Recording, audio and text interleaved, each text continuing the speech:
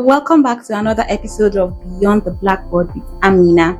Today, we are going to talk about why we need to start apologizing to children. Because in so many Nigerian homes, let's even say African homes, apologizing to children is like a taboo. What?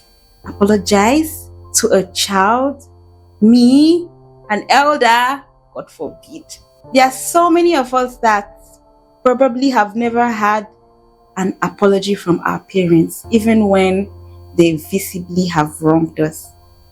Apology in many Nigerian homes is, come and eat. Are you still in your room? Won't you come out? Just because of this small thing, is that why you're carrying face? But you will never directly hear an African parent or an adult in an African home tell a child, I am sorry.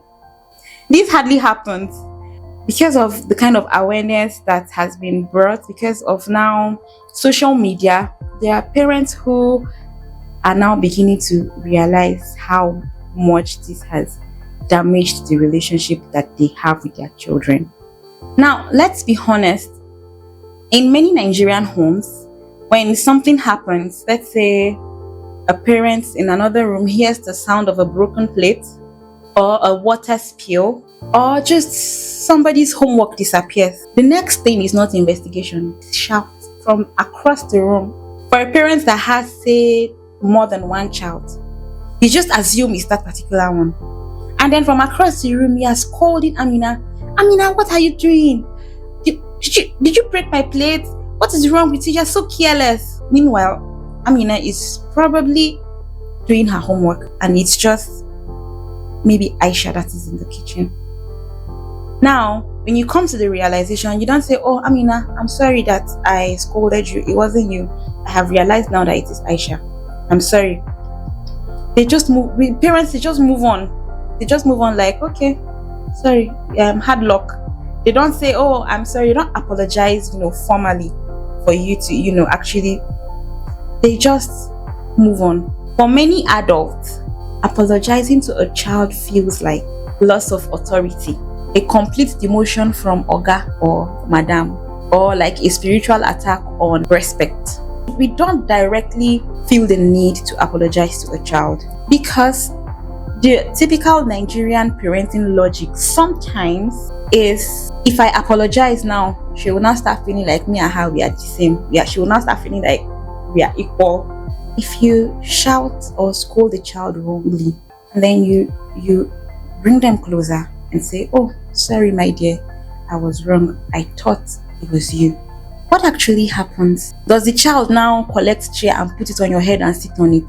Most times, the child looks at you with admiration. It builds trust. They begin to realize that they can actually trust you. It reduces the fear of adults amongst children. And then they also begin to learn good manners. So it's easy to just tell a child, when you do something wrong to your friend, when you do something wrong, apologize, say sorry. We actually have to mirror that expectation.